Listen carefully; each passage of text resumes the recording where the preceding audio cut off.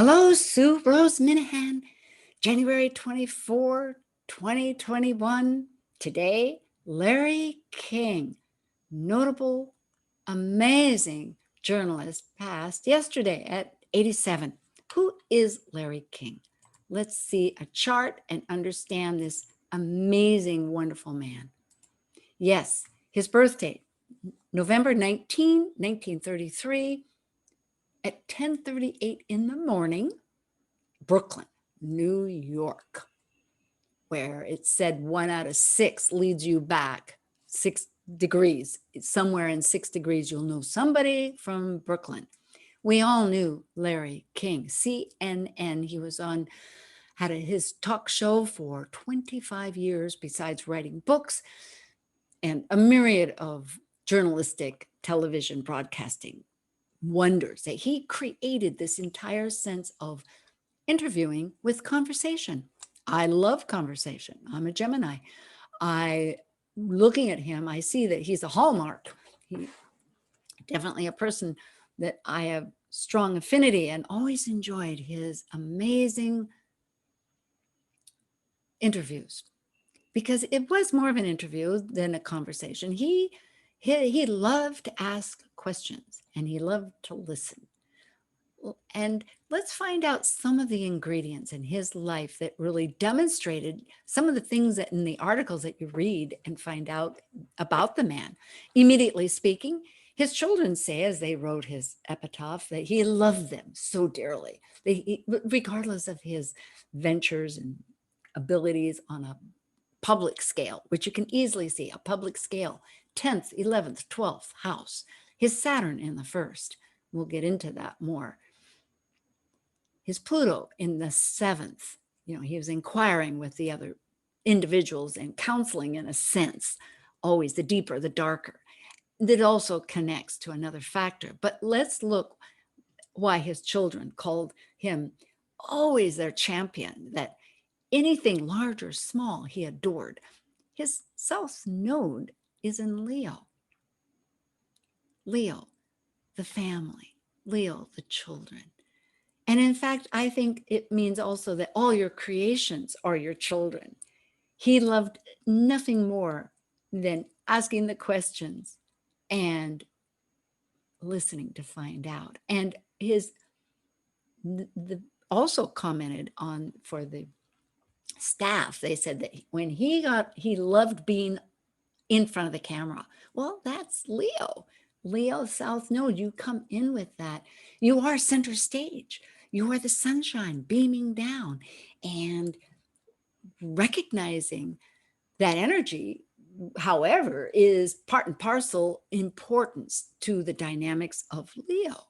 However, it was the South Node, and what he incorporated, absolutely without a doubt, so strongly and beautifully also, was absolute dignity for all.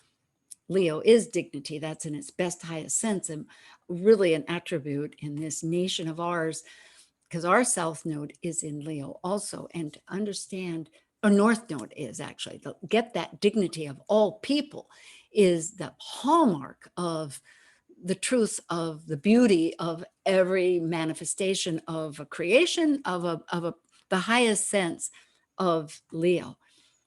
In his case, Aquarius is his North Node, and that collective brotherhood of equality between all individuals is essential. And also our moon in the United States has that ability to recognize that we are one in a collective.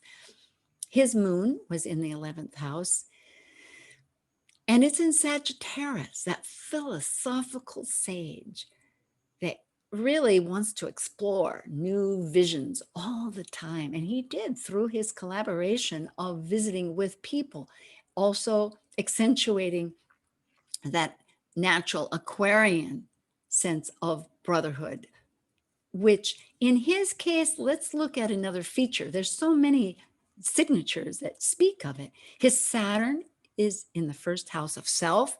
He was of a disciplined person, of equity, of equality. Again, our Saturn now that is transiting is in Aquarius. He would have come to a third return if he would have lived another 4 or 5 years. No, actually 3 years, a couple of years, because it's, of course, it's only in that sign for 2.5 years, 3 years. So he was 87 at 90 or so. He would have, or before that, yes, he would have had another return. So, but this is paramount. Death was very transformational to his life. He is a Scorpio. And with this investigative mind in Scorpio, right next to his sun. But his co-rulers, both Mars and Pluto. Pluto is in a square exact to Uranus of suddenness. He lost his father at 10 years old. It was a pivotal change. He was so angry. Here, his other ruler at the solstice point at 0 degrees Capricorn, ruled by Saturn and his Venus and Mars all being associated with his rising sign. How does one function exerting out to the public, that deep pain? Yes, anger would have been a part, but he rechanneled it. And he lived with this energy of this suddenness, this electrifying Uranian energy that looked to Mars all the time. So it connected both co-rulers in a very productive way. Another really important feature in his chart is looking, well, that Uranus, not only is it in this square, is that looks to the moon, in Sag, is a synergetic energy here, but it rules his north node. So by looking at that square between death that he met early on, that really visited him again. His 2 children died. He himself had illnesses. If you look at Hygeia, there is also conjunct his moon. But he seemed to rise above it. It was like that rebirth always, that he was able to incorporate. And one has to look at the fact that if he looked at life as the better sequel of energy to go down, to channel, to use purpose. Venus has a lot of purpose. It rules, Taurus, which has values, besides our relationships. And, his ruler here of Sagittarius, the moon, is also ruled by Venus. It's in Libra's relationship. So his whole dynamics of philosophy in the 9th house is asking, what's the relationships? That's where we learn through self with others. And as you can see, his nodes were in the 1st and the 7th house. So it also parroted, you could say, that essential perspective that he had, that he shared to us through a conversation. In a conversation, both sides have an equality. Now that means that you have the dignity to listen to the other. I treasure this. I love Talk Cosmos with our panels. That's the essential quality, is that just like in a private moment, you want to listen to what the other person has to say. And out of that, you explode into a new understanding, something greater than you had before. And that was what he said too.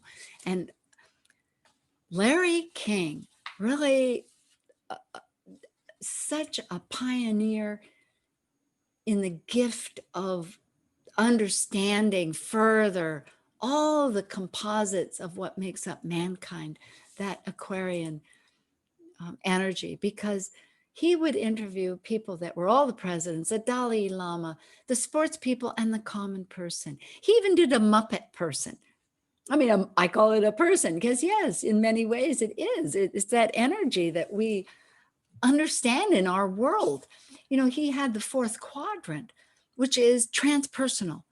It's connected just like energy above, down, below, but yet it is that social part of us. Well, I'm fascinated, having looked at Larry King. I loved his programs. I will look at all the remakes. And I thank you, one and all. Love you dearly. Thank you for participating. Comment, subscribe. We'll connect again.